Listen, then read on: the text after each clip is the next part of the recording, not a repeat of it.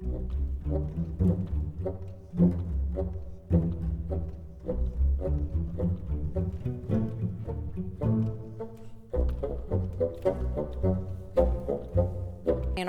name is Jenny, and I just literally got done wrapping up one video, hopping on to the next because we need to talk about it.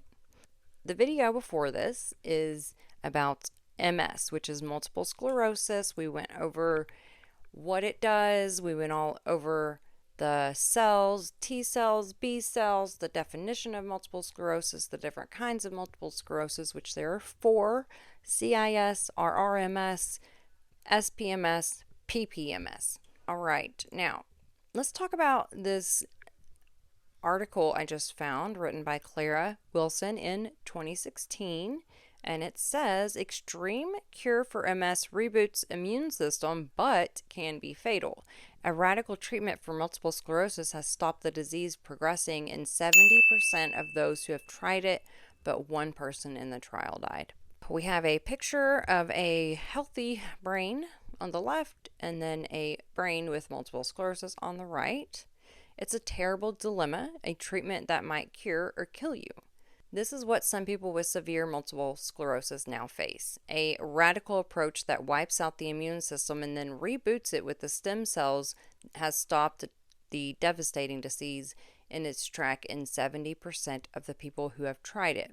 But of the 24 people taking part in the trial, one died from liver damage and an infection while their immune system was impaired. Oh dear me, how long is your immune system out? Quote, I took a leap of faith. I felt like I would be kicking myself if I didn't take this chance, says Jennifer Molson of Ontario, Canada, who had the treatment. When she decided to try it 14 years ago, wow. She was using a wheelchair. About 18 months later, she began to notice physical improvements, and within 3 years, she had gone back to work. Today, her life has returned to normal. In multiple sclerosis, the immune system attacks the protective coating around the nerve cells in the brain, spinal cord, and optic nerves. It tends to come and go in flare-ups and get worse over time, and can eventually leave people paralyzed and blind. Existing drug treatments can lessen the severity of frequency of attacks, but are not a cure and don't work for some, like my mom.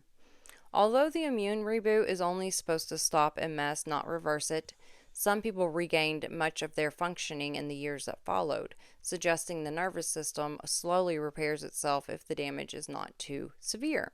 Accidental cure? The treatment was discovered in people with leukemia, also happen to have MS. Leukemia is a cancer of the immune cells and can be treated by first extracting some of the person's bone marrow cells and then killing all the immune cells that remain in the body with toxic chemotherapy. The stored bone marrow sample is then purged of cancer cells and injected into the person's blood to repopulate their immune system. Wow, I did not know all this. Surprisingly, this treatment happened to be effective not only for leukemia but also MS. We don't know what makes immune cells attack nerve cells in MS. One theory is that it is triggered by viruses that have similar proteins to those on the surface of human nerve cells. It could be that rebooting the immune system cures MS because any memory of a virus like this is wiped out. Several centers around the world are now offering this procedure as an experimental treatment for people who have an aggressive form of MS and who are not benefiting from standard drugs. Because of the serious risk of infection while the immune system is down, most places offer a milder form of chemotherapy, but this makes it more likely that some of the nerve-targeting immune cells will survive. Wow. The regime in the latest study, which began in 2000 but was published this week, which was 2016, is more intense, designed to kill all the immune cells in a person's body. Quote, it's important that patients recognize that this is not a cakewalk, unquote, says Mark Friedman of Ottawa Hospital Research Institute in Ontario. Maybe my mom needs to move to Canada. I would mess her up. Maybe I'd just go with her. As well as the risk of infection, people lose their hand. I read that wrong.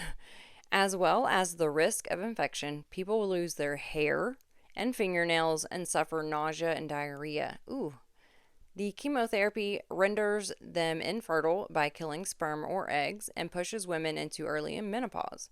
They tend to stay in hospital for a month with their new bone marrow infused around day 11, before the last of their old immune cells have died off. But infection is still a grave risk. I would imagine 11 days without an immune system. Friedman hopes that as the approach is refined, the death rate will come down. At the moment, it is about 1% of those treated, he says. Not as bad as the 4% than the 24-person trial suggests. Wow. The team is now using a different version of one of the chemotherapy drugs that is less likely to cause the liver complications that may have contributed to the person's death in the study. John Snowden of Sheffield Teaching Hospital in the UK says that less intense chemo regimes, such as the one his center uses, are a safer option. We still need to find the sweet spot between toxicity and effectiveness, he says. The approach of rebooting the immune system is also being investigated for other severe autoimmune diseases. These include Crohn's disease, in which the immune system attacks the bowel, and a rare skin condition called scleroderma. All right. Very interesting. I'll make sure to pop some pictures up here for you guys and the link to this article. I've heard some things about people who have got close to the cure of MS, but while a complete cure for MS is not yet available, significant progress has been made in treatment, and researchers are actively working towards a more effective solution, including disease-modifying therapies, stem cell therapy, and strategies targeting specific immune responses. So the disease-modifying therapies, those are DMTs. These are medications are the standard of care for MS and help to reduce the frequency and severity of attacks, as well as slow down disease progression. So there's also stem cell therapy, and it involves transplanting a patient's own stem cells after their immune system is reset. So they would have to go through the whole reset and then have their stem cell replaced? Wow. Research is focused on understanding and manipulating the immune system to reduce its attack on the brain and spinal cord. For example, one area of focus is B cells. We talked about that earlier, which are immune cells that can play a role in MS. Studies are investigating Bruton's tyrosine kinase BTK inhibitors, which can alter the function of B cells. So B cells work with T cells, remember? Research also explores the role of gut microbes in MS, the potential of vitamin D, and the impact of Epstein-Barr virus. What is that? The Epstein-Barr virus, EBV, is a very common and highly contagious infection. The virus spreads through saliva and bodily fluids and can lead to mono. The Epstein-Barr virus is one of the 9 known human herpes virus types in the herpes family and is one of the most common viruses in humans. EBV is a double-stranded DNA virus and is also called human herpes virus 4. Epstein-Barr virus is the first identified oncogenic virus, or a virus that can cause cancer. Oh wow. Research is also focused on developing drugs that can repair damaged myelin. That's the protective coating that surrounds your nerve fibers. For example, UC San Francisco reported on a drug called clemastine that showed promise in activating the OPC cells and restoring myelin. In summary, while a cure for MS remains elusive, ongoing research and advancements in treatment offer hope for a better future for those living with the disease.